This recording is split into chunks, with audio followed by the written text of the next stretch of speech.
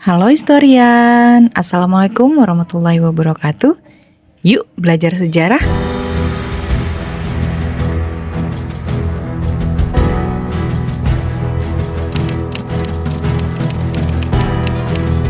Masih ingat pembahasan di video aku sebelumnya? Hari ini aku mau melanjutkan membahas nama jalan di Jakarta yang diambil dari nama pahlawan. Tapi sebelum itu, buat yang belum subscribe, jangan lupa subscribe dan share video ini ke teman-teman kalian.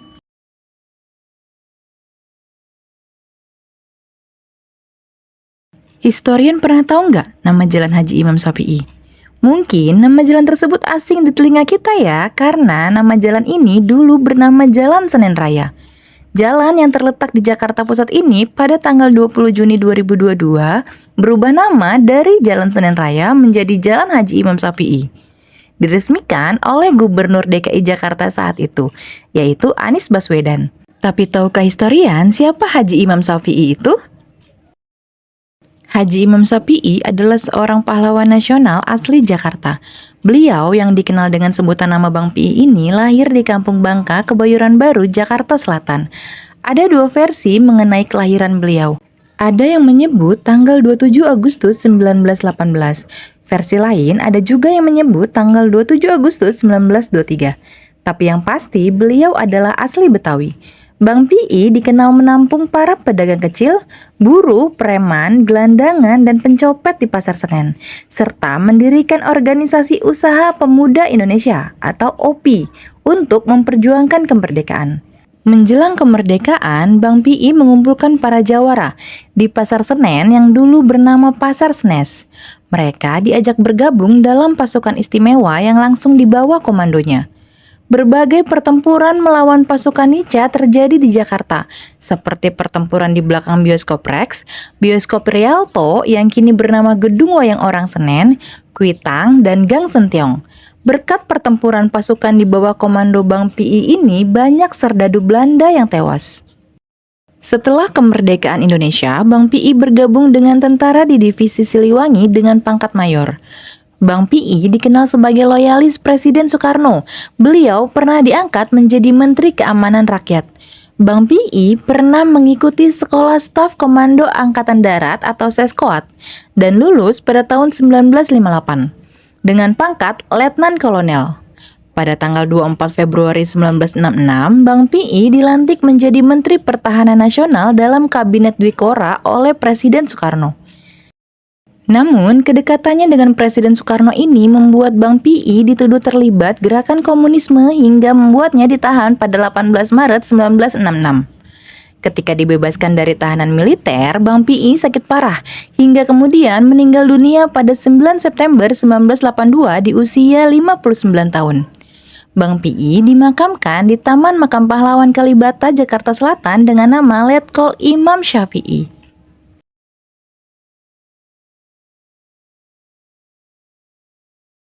Di Jakarta Timur, ada nama sebuah jalan yang menghubungkan antara Stasiun Buaran di utara dengan Jalan Kalimalang di selatan.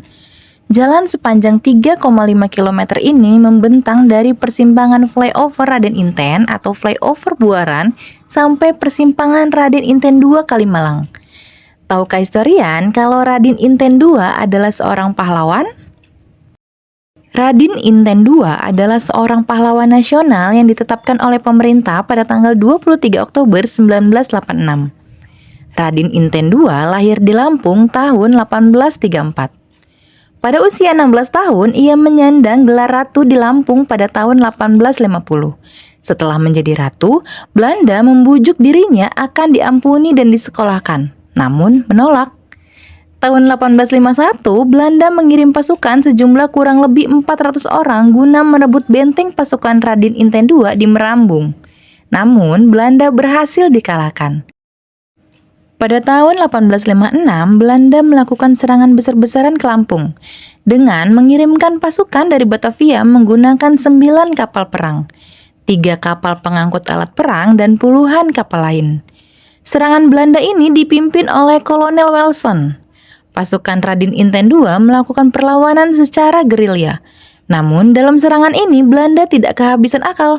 Belanda telah membayar dan memperalat salah satu pasukan Raden Inten II untuk mengatur posisi, di mana Belanda bisa menyergap dan mengalahkan Raden Inten II.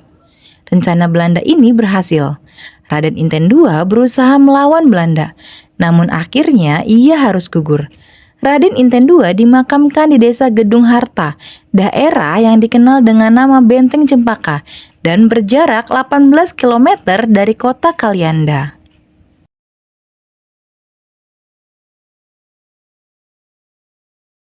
Jalan Oto Iskandar Dinata yang sering disingkat Jalan Otista terletak di Jakarta Timur. Jalan ini menghubungkan persimpangan Cawang Kompor yang merupakan pertemuan antara Jalan Dewi Sartika dengan Jalan MT Haryono dengan persimpangan Kampung Melayu. Tapi tahukah historian kalau Oto Iskandar Dinata adalah seorang pahlawan nasional? Oto Iskandar Dinata dilahirkan di Bandung, tanggal 31 Maret 1897.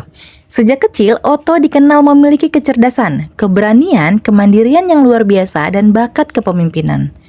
Pendidikan dasar Oto dimulai di HIS Pamulang, Bandung, kemudian melanjutkan pendidikan ke sekolah guru pertama di Bandung dan sekolah guru atau HKS di Purworejo, Jawa Tengah.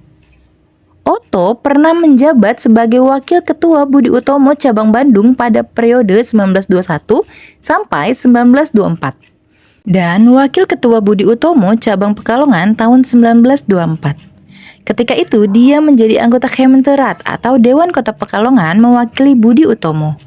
Oto juga aktif pada organisasi Paguyuban Pasundan. Dia menjadi sekretaris pengurus besar tahun 1928 dan menjadi ketuanya pada periode 1929 sampai 1942. Organisasi tersebut bergerak dalam bidang pendidikan, sosial budaya, politik, ekonomi, kepemudaan, dan pemberdayaan perempuan. Oto juga menjadi anggota Volksraad atau Dewan Rakyat yang dibentuk pada masa Hindia Belanda untuk periode 1930 sampai 1941.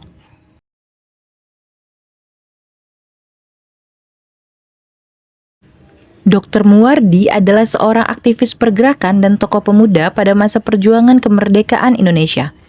Ia dilahirkan di Desa Randu Kuning, Pati, Jawa Tengah, tanggal 30 Januari 1907. Dia adalah putra ketujuh dari Mas Sastrowardoyo dan Rupeni. Sastrowardoyo adalah seorang kepala sekolah dasar yang pada zaman itu merupakan suatu kedudukan yang sangat terhormat di lingkungan masyarakat pedesaan. Muwardi memiliki 13 saudara. Ada di antaranya yang bekerja sebagai pegawai pamong praja, wira swasta, dan analis kesehatan. Menurut silsilah dari pihak ayah Muwardi adalah masih keturunan langsung dari Raden Sunan Lando atau Syekh Jangkung. Sedangkan dari pihak ibu Muwardi adalah masih keturunan Aryo Damar, Bupati Palembang.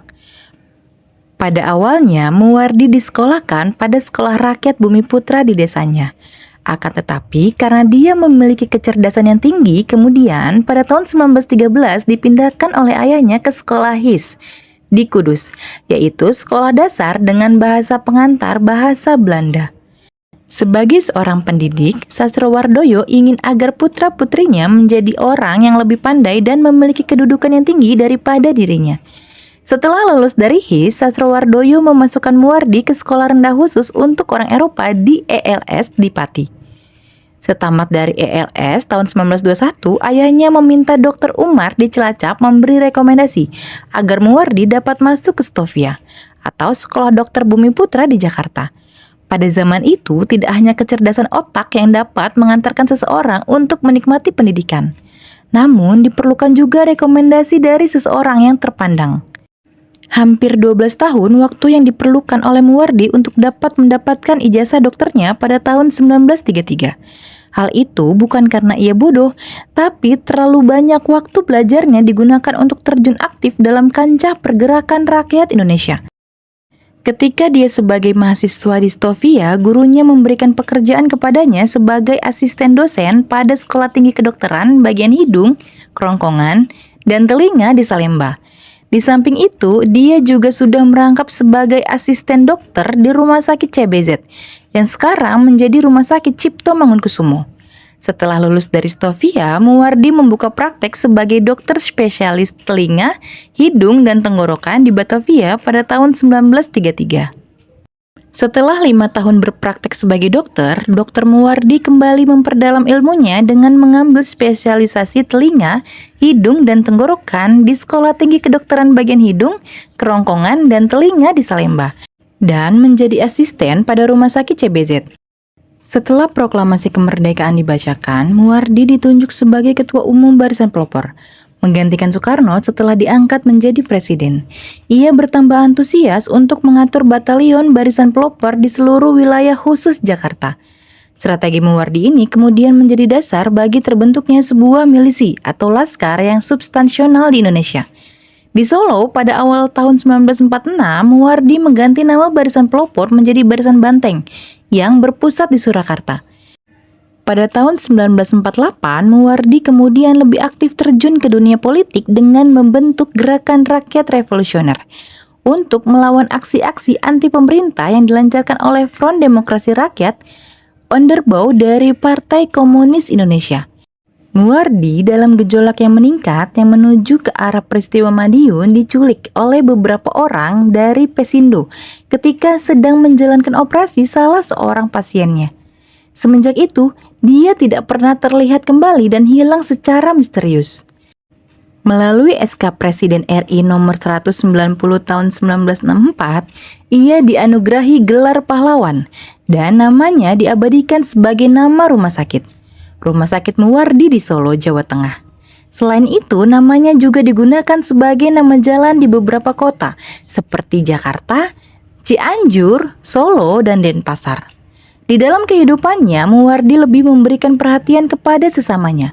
Karena perilakunya itu, ia juga mendapat julukan dokter gembel yang sangat melekat pada dirinya sebagai akibat dari kesederhanaan dan kedermawanannya di lingkungan masyarakat sekitar. Ia senang memberi pertolongan dan santunan kepada orang-orang yang memerlukannya. Itu tadi sekilas dari sejarah di balik nama jalan di Jakarta. Semoga video tadi bermanfaat dan menambah pengetahuan kita tentang sejarah Indonesia, karena sejarah adalah guru kehidupan. Sampai jumpa di video selanjutnya.